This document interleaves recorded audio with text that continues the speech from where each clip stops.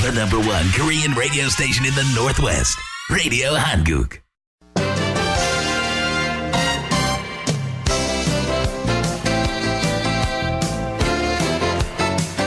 12시 정보 데이트.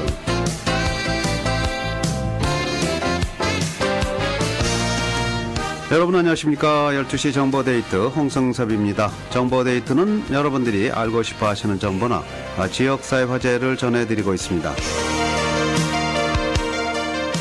오늘은 교육 정보를 전해드리겠습니다. 민명기 교육원의 원장이신 민명기 박사 모시겠습니다. 어서 오십시오. 안녕하셨어요. 네, 초대해 주셔서 고맙습니다. 연말이라 이제 굉장히 바빠지셨죠? 모든 게? 그렇습니다. 특히 이제 저희 같은 경우에는 네. 학생들이 대입 원서를 그렇죠. 작성하고 제출하는 그런 기간이라서요. 아주 네. 상당히 바쁩니다. 아주 중요한 시점이 되겠습니다. 오늘 어떤 주제로 얘기할까요? 네, 말씀하신 대로 벌써 2013년의 끝자락인 12월도 허리가 꺾였습니다. 거의 12월 하순인데요. 네. 그 사회자님이나 그 애청자 여러분께서도 따뜻한 크리스마스와 또 희망찬 새해 맞으시기를 먼저 인사드리겠습니다. 오늘은 그 지난 몇 주간 일어난 교육계의 소식을 정리해드리겠는데요.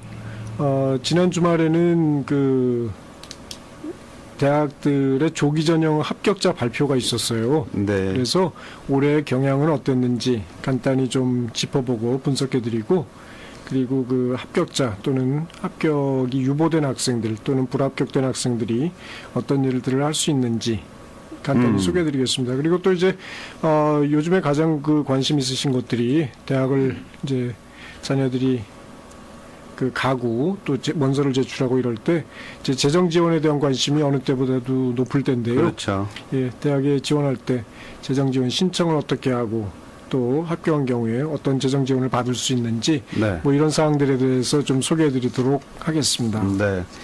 자, 먼저 올해 그 조기 전형 합격자 발표가 이제 있었는데요. 조기 전형이라는 게 뭔지 좀 먼저 설명해 주시죠. 그러겠습니다. 일단 조기 전형이 뭔지 간단하게 정리를 하면은 정시 모집과 조기 모집이 있는데, 조기 네. 모집이라는 거는 말 그대로 일찍 원서를 받고 합격자 발표를 일찍 해주겠다. 네. 이렇게 되겠어요. 근데 그 종류에는 크게 나누면 세 가지가 있습니다. 하나는 그 몇 번 말씀드린 그 early decision. early decision이라는 거는 원서를 한 군데에만 제출할 수 있다. 그리고 합격될 경우에는 꼭 등록을 해야 된다. 네. 이런 이제 그 강제 조항이 있는 이런 그 전형 방식이라고 하겠습니다. 그리고 두 번째로는 그 early action. early action이라는 거는 그 뭐 여러 군데 복수 지원을 해도 된다. 그리고 합격된 경우에도 꼭 등록할 필요가 없다. 네.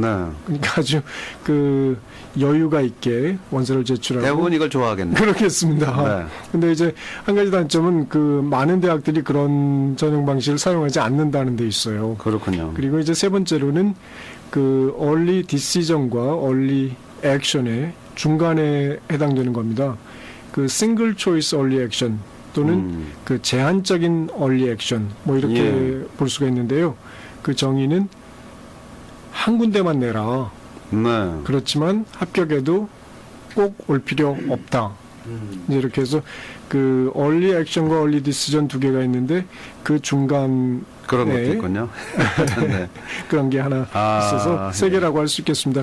그러면 장단점은 뭘까 살펴보면 예. 이제 간단하게 early decision이 좀 그 아까 말씀드린 대로 단점이 많다. 왜냐하면 요즘처럼 이제 재정 지원을 그 염두에 두고 학교에 지원을 해야 되는데 네. early decision을 해서 한 군데만 지원하고 한 군데만 합격을 받고 꼭 그 학교에 등록을 하려면 그 사실 그 미국 대학의 지원 방식 중에 큰 장점이 복수 지원을 할 수 있다는 거 아니겠어요? 복수 그죠. 지원의 장점은 여러 군데 다 원서를 내고 그 합격을 여러 군데 받으면 그 합격 조건이 이제 어떤 재정 지원을 주는지 또 그 학력은 어디가 좋은지 이런 것들을 다 비교해서 검토한 뒤에 한 학교를 결정하는 건데, early decision의 경우에는 결정할 수 있는 그 선택 사항이 없어요. 그죠. 그렇기 때문에 재정 지원을 염두에 두신 분들은 이제 그런 것들을 좀 그렇게 그 편하게 또는 생각 없이 하셔는 안 된다는 그런 그 주의사항이 있을 수 있겠습니다. 그렇군요. 자, 이런 그 조기 전형에 지원한 학생들의 합격자 발표가 이제 지난주에 있었는데 예. 올해 드러난 뭐 특별한 경향 같은 게 있었는지요? 뭐 매년 그 이때쯤 되면은 뭐 올해가 뭐 역사상 가장 그 높은 그 지원율을 보였다. 네. 뭐 이렇게들 이제 의뢰 말하는 거지만 올해도 그 변동사항이 없습니다. 조기 전형 지원자 수가 많이 늘었고 그리고 거기에 따라서 합격률이 또 그만큼 낮아졌다. 네. 전반적으로 그렇게 말씀드릴 수가 있겠는데요.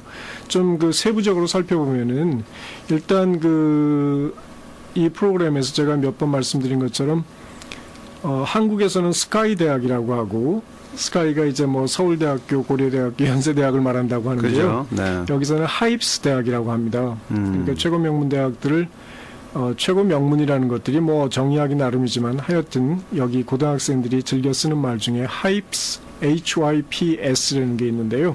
네. 그게 하버드, 예일, 프린스턴 그리고 스탠포드 이렇게 해서 그 앞자를 따서 하입스 대학이라고 합니다. 이 하입스 대학들의 경향을 좀 살펴보겠어요. 네. 근데 이제 그 아이비리그 대학에 속하는 하버드, 예일, 프린스턴 이 세 대학은 거의 공통적으로 지난해 대비 그 지원자 증가율이 10%에서 한 15% 정도로 늘었습니다. 예. 그 중에서 이제 그 합격률은 15%에서 20% 정도. 그러니까 하버드 대학이 뭐 18% 정도. 그 나머지 두 대학도 거의 비슷한 그 합격률을 보였는데요. 이 합격된 학생들이 정원에서 차지하는 비율이 50%를 넘습니다. 네. 그러니까 요 대학들을 갈 경우에는 정시에는 아주 그 굉장히 경쟁률이 힘들겠네요. 심해지니까 네. 힘들어지는 거죠. 조기 전형으로 이미 많이 출연하고. 그렇습니다. 예. 근데 이제 서부의 스탠포드 대학은 이것과는 조금 더 다른 경향을 보이고 있어요. 이번 올해는 그 지원자 숫자가 한 5% 정도밖에 늘지는 않았습니다. 예. 그리고 거기에서 이제 뽑은 그 비율이 입학을 허가받은 학생들의 비율이 11% 정도밖에 안 됩니다. 그리고 그 정원에서 차지하는 그 조기 전형 합격자들의 비율이 약 40% 정도. 그러니까 조기 전형을 할 때는 오히려 스탠포드보다는 네. 그 하입스 대학 중에서 하버드, 예일, 프린스턴이 조금 더 유리한 대학이다. 뭐 이렇게 볼 수도 있겠죠. 그렇군요. 근데 이제 그러면은 얼리 디시전을 운영하는 대학들은 어땠나 좀 살펴보면 얼리 디시전을 하는 학교들이 이제 우리가 아이비리그 대학을 얘기할 때 8개 대학을 얘기하는데 하버드, 예일, 프린스턴은 말씀드렸고 나머지 5개 대학들은 전부 얼리 디시전을 운영합니다. 네. 그리고 나머지 이제 그 많은 명문 대학들 무슨 듀크라든지 존스 홉킨스라든지 이제 이런 대학들도 얼리 디시전을 하는데요. 이 비율은 이번에 지원자 비율은 상당히 많이 늘었어요. 그리고 네. 합격률은 이 학교들이 제법 높습니다. 20%에서 30%를 상회하고 그 정원의 약 40%를 조기 전형으로 뽑습니다. 예. 근데 이제 특이할 거는 다트머스 대학이나 듀크 대학 같은 경우는 그 숫자가 좀 줄었고 합격률이 조금 는 작년과 뭐 거의 비슷했다 이렇게 볼 수 있겠어요. 근데 한 가지 이제 재미난 거는 얼리 액션을 사용하는 그런 학교들, 이런 학교들은 합격해도 올 필요가 없다 이런 정책을 사용하니까 조기 전형에서 보통 200%, 300% 정원의 200%, 300% 정도를 합격을 시켜요. 네. 그러니까 예를 들자면 뭐 시카고 대학이나 칼텍, 캘리포니아 공과대학이죠. 아주 좋은 대학이죠. 다 좋은 대학인데요. 이런 대학들은 조기 전형에서 이미 거의 100% 정도, 정원의 100% 정도를 조기 전형으로 합격을 시킵니다. 그러면은 어떻게 정시에서는 그럼 한 명도 안 뽑는다는 얘기냐 이렇게 이제 간단히 또 걱정을 하실 분들도 계시겠는데 네. 그렇지는 않습니다.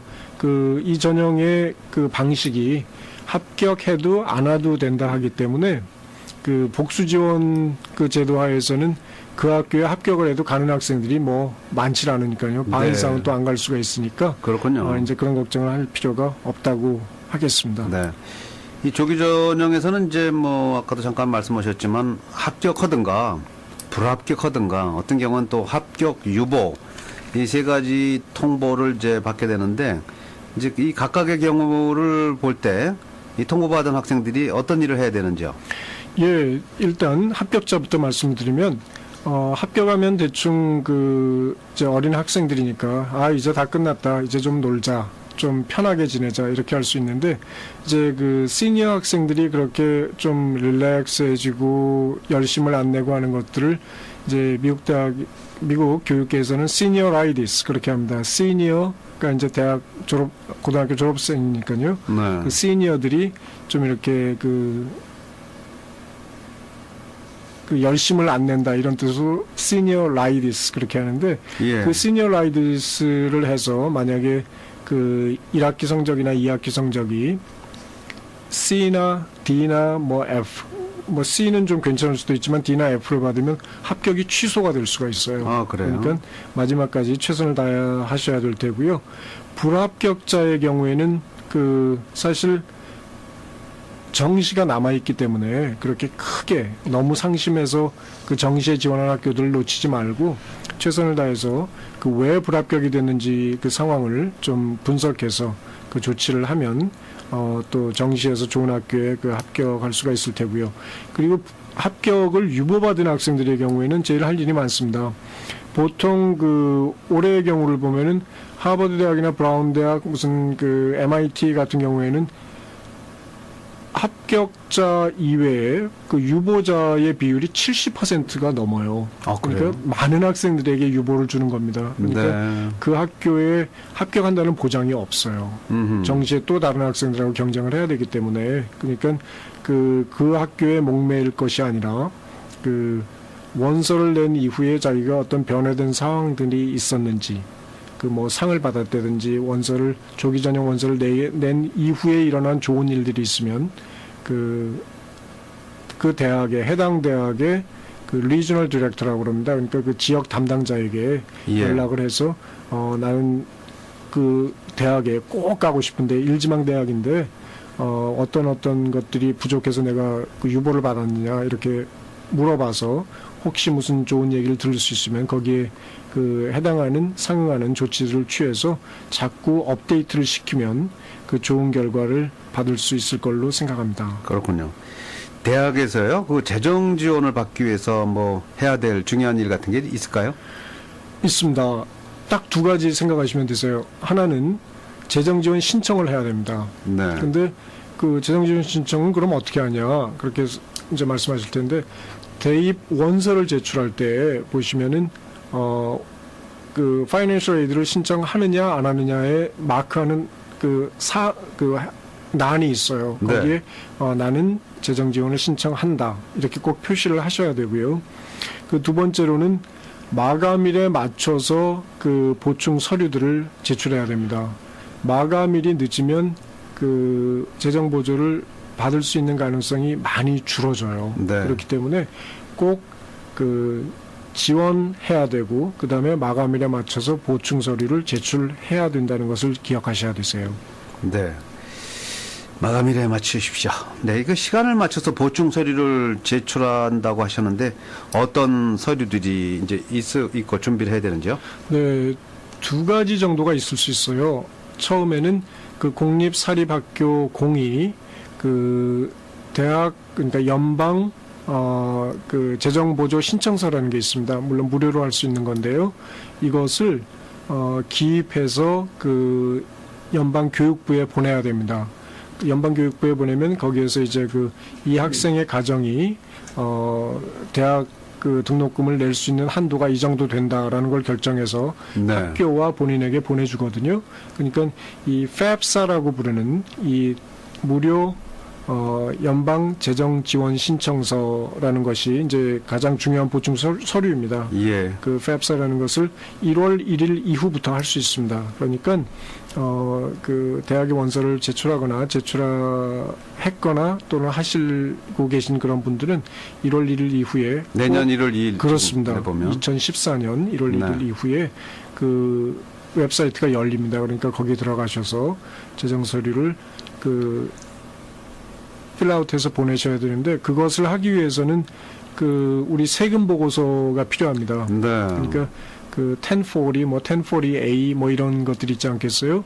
거기에 기반해서 그 이 서류를 작성해야 되기 때문에 그 회계사님들한테 부탁을 빨리 한다거나 그렇지 않으면 그 본인이 그것을 작성하실 수 있으면 작성하셔서 그 결과에 상응하는 그 숫자들을 그 FAFSA 서류에 기입해서 보내야 됩니다. 근데 이제 사립대학들의 경우에는 거기에 그 더해서 한 가지 서류를 더 원합니다. 네. 그게 이제 CSS 프로파일이라고 하는 건데요.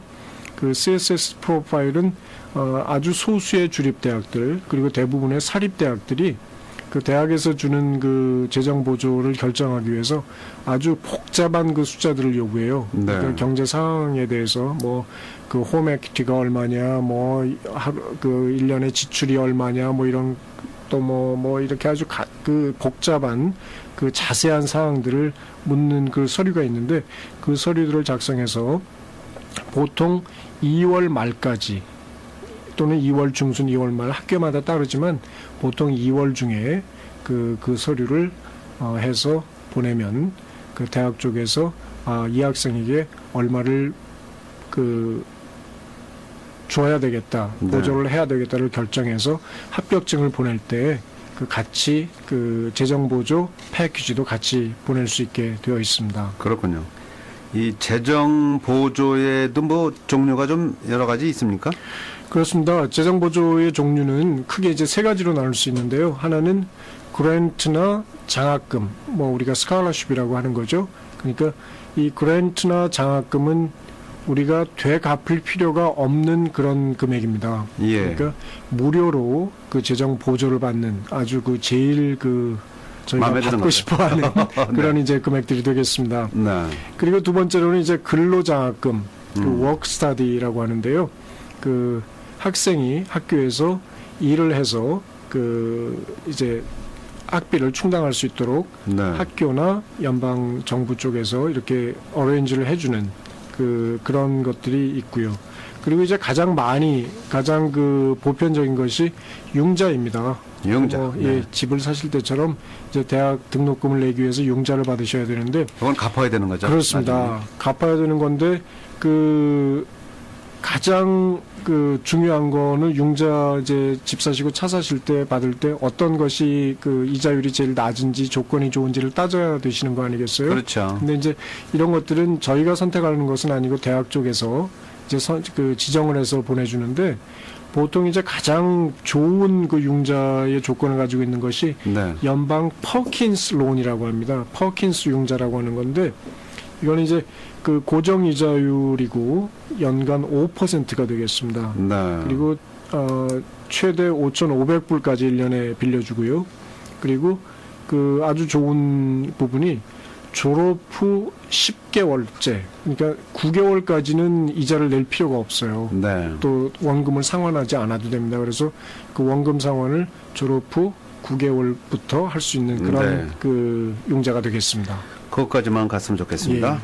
그랜트 장학금 또 근로장학금도 있고요. 융자도 있습니다. 재정보조의 종류 카운셀러하고 협의하시면 되겠습니다.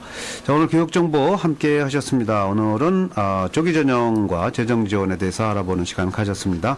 민명기 교육원의 원장이신 민명기 박사였습니다.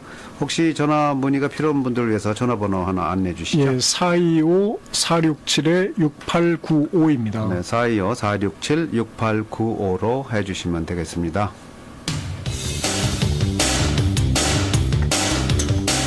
지금까지 12시 정보데이트 함께 하셨습니다. 오늘 방송은 facebook.com에서 한글로 라디오 한국을 치시거나 라디오 한국 홈페이지 radiohangook.com으로 들어가시면 다시 들으실 수 있습니다. 잠시 후에는 바른말 고운말 그리고 1시부터 리미와 소비가 진행하는 오방쇼가 방송되겠습니다. 활기찬 오후 시간 맞으시기 바랍니다. 여러분 고맙습니다.